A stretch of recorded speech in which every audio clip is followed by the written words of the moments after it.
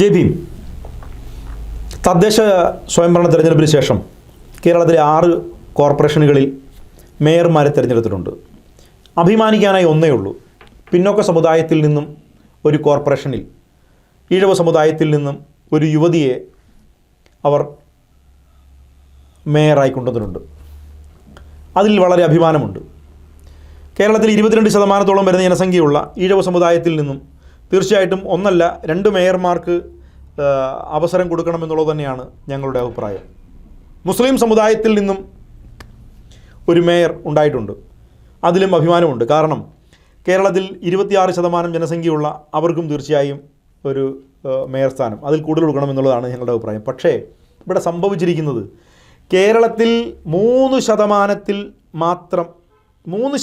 മാത്രം ജനസംഖ്യയുള്ള സവർണ ക്രൈസ്തവർ, ഈ ക്രൈസ്തവർ എണ്ണം എടുക്കുമ്പോൾ ഈ പരിവർത്തിത ക്രൈസ്തവർ എണ്ണം കൂടെ എടുത്തിട്ടാണ് ഈ ക്രിസ്ത്യാനികൾ, ഞങ്ങൾ ഇത്ര ക്രിസ്ത്യാനികളുണ്ടെന്ന് പറയുന്നത്. അത് തെറ്റായ കണക്കാണത്. പരിവർത്തിത ക്രൈസ്തവരോട് ചേർത്ത് വെച്ചിട്ട് ഇവർ ക്രിസ്ത്യാനികൾ എന്ന് പറയുന്നത്. എന്നിട്ട് സാമൂഹ്യ അവസ്ഥയിൽ അവർ ദളിത് ക്രിസ്ത്യാനികൾ, പരിവർത്തിത ക്രിസ്ത്യാനി എന്ന് പറഞ്ഞ് അവർ ആക്ഷേപിക്കുകയും ചെയ്യും. പക്ഷേ 3% ജനസംഖ്യയുള്ള കേരളത്തിലെ ക്രിസ്ത്യാനികൾക്ക് എത്ര മേയർമാരെ കേരളത്തിൽ കൊടുത്തിട്ടുണ്ട് നിങ്ങൾ പരിശോധിക്കണം. കൊടുക്കേണ്ട കാര്യം എന്താണ്? 15%-ലധികം ജനസംഖ്യയുള്ള പട്ടികജാതി പട്ടികവർഗ സമൂഹത്തിന് ഒരു മേയറെ കൊടുത്തോ കേരളത്തിൽ? LDF ആണെങ്കിലും UDF ആണെങ്കിലും BJP ആണെങ്കിലും. ഇപ്പോൾ തിരുവനന്തപുരത്ത് ഒരു ഡെപ്യൂട്ടി മേയറെ കൊടുത്തിരിക്കുന്നു. ധനകാര്യം ഉപയോഗിക്കാം എന്നൊരു അധികാരം മാത്രമേ അവർക്കുള്ളൂ. എങ്കിൽ തന്നെ ഒരു മേയറാക്കുവാൻ ഇവർ തയ്യാറാകുന്നില്ല. എന്തുകൊണ്ടാണ്? ഈ പാർട്ടികൾ കൃത്യമായി ജാതി വിവേചനം നിലനിർത്തിക്കൊണ്ട് പോകുന്നതുകൊണ്ടാണ് അവർക്കങ്ങനെ ചെയ്യാൻ കഴിയാതെ വരുന്നത്. ഈ വോട്ടുകൾ, ഭൂരിപക്ഷം വോട്ടുകൾ നിങ്ങൾ എന്തിനാണ് വാങ്ങുന്നത്? ഈ പട്ടികജാതി പട്ടികവർഗ സമൂഹത്തിൻ്റെ വോട്ടുകൾ നിങ്ങൾ വീതം വെച്ചെടുക്കും.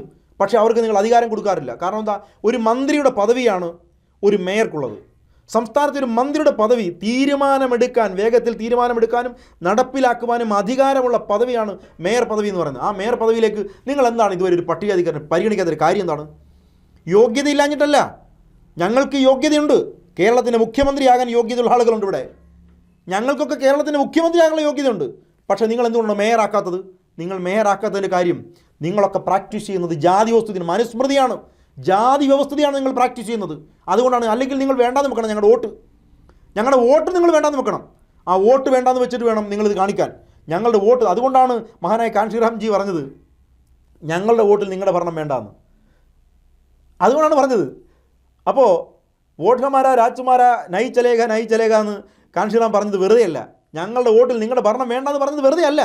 അപ്പോൾ അതുകൊണ്ട് നിങ്ങൾ ഈ കാണിച്ചിരിക്കുന്നത് കടുത്ത വിവേചനമാണ്. 3% ജനസംഖ്യയുള്ള ക്രിസ്ത്യാനിക്ക് ഇവിടെ നിങ്ങൾ മേയർ സ്ഥാനം കൊടുക്കുമ്പോൾ 15% വരുന്ന പട്ടികജാതിക്കാരന് നിങ്ങൾ ഇത് കൊടുക്കാതിരിക്കുന്നത് നിങ്ങളുടെ ജാതി വിവേചനമാണ്. തെരഞ്ഞെടുപ്പിൽ നിങ്ങൾക്കത് ബോധ്യപ്പെടും. വരും കാലങ്ങളിൽ ഈ ആളുകൾ തിരിച്ചു വരും. അവർ രാഷ്ട്രീയപരമായി ഈ സമൂഹം തിരിച്ചു വരും. അന്ന് നിങ്ങൾക്ക് ഒരുപക്ഷെ ഇവിടുന്ന് ഓടേണ്ടി വരും. കൃത്യമായി അവരിത് ബോധ്യപ്പെടുന്നുണ്ട്. അത്തരം ബോധ്യപ്പെടാത്ത ആളുകൾക്ക് ബോധ്യപ്പെടാൻ വേണ്ടിയാണ് ഞങ്ങൾ ഇത്തരം വീഡിയോകളായിട്ട് വരുന്നത്. തീർച്ചയായിട്ടും ഈ ജനം തിരിച്ചറിയുക തന്നെ ചെയ്യും. ജയ് ഭീം.